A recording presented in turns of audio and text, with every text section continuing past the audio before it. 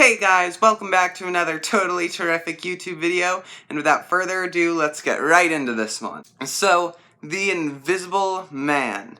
The Invisible Man is a Blumhouse movie that came out earlier this year, but I hadn't watched it until like now. So again, with a lot of my other movies that came out earlier, I watched it, wasn't gonna do a review, but then I'm like, well, I watched it, so why not? So, here we go. We're reviewing The Invisible Man, which was pretty good. I enjoyed it. The cool thing about The Invisible Man was, like, it wasn't straight up horror, which I was kind of expecting it to be, horror. It's The Invisible Man.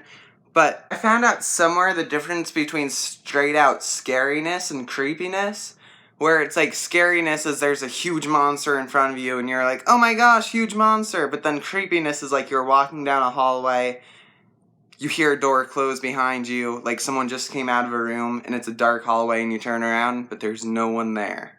And you feel tapping on your back.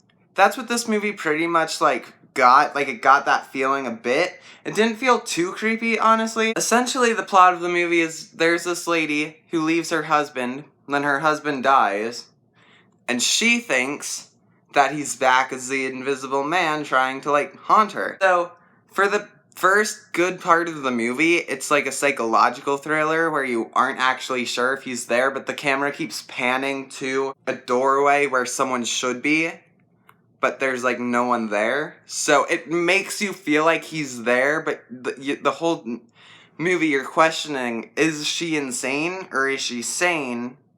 And there's someone there.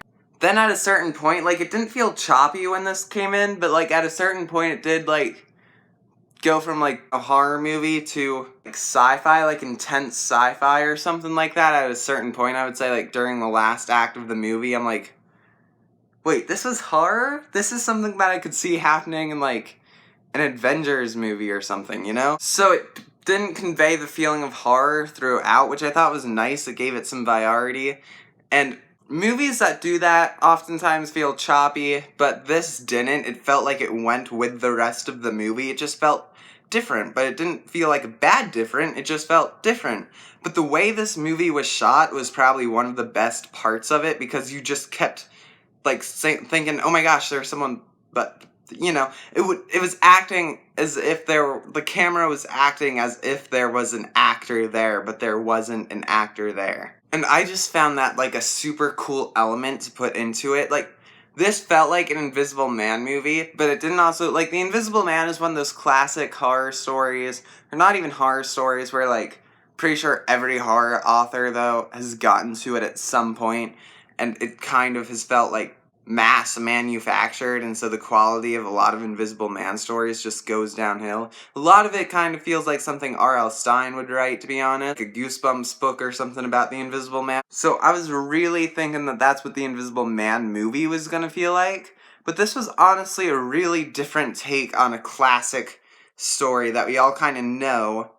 But this wasn't the same. This was something new. This was something exciting. I was into it from the beginning to the end. Also, I do have to point out, the main character, Elisabeth Moss, she was an insanely good actress, because she was pretty much selling the whole idea that there was an Invisible Man. How I saw it was, if she didn't act right, she was thinking that there was an Invisible Man, or in scenes where she was wrestling the Invisible Man, but you weren't sure if he was actually there or not, she had to if she didn't act right in that scene, the whole illusion of there being an Invisible Man would just fall. So her acting skills in this were just amazing, because if she didn't do it right, you would see through it and be like, oh, so there isn't an Invisible Man. Honestly, some of the scenes I'm like, she's doing really good. Is there a dude in an invisible suit who's actually there, CGI or something, so that way she has something to bounce off of? But no, I don't think there was. She was just really good. Some of those scenes, the CGI and stuff, was just really amazing. Though, one of the scenes, I was just watching it, and I'm like, this would be something I would like to see a behind-the-scenes video for. Honestly, I wonder if there are behind-the-scene videos for this. I want to know now. If I find out, there are behind-the-scenes videos on this. Oh, that's cool. Okay. Anyway, sorry. Random topic. Back to the main video. This movie was really good. I enjoyed it. There wasn't one point where I'm like, this is boring. This isn't one of those movies where I would like instantly go back and rewatch it because I thought it was that great. I was thoroughly entertained throughout the whole thing. It did the horror aspect of it well, but then it also did the mystery aspect of it well, and this like the sci-fi aspect of it well once that came in.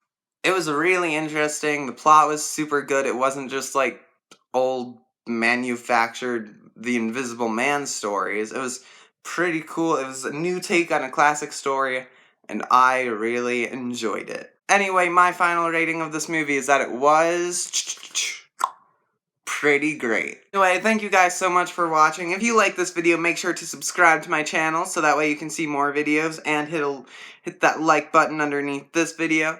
And thank you so much for watching, and I will see you on the next one.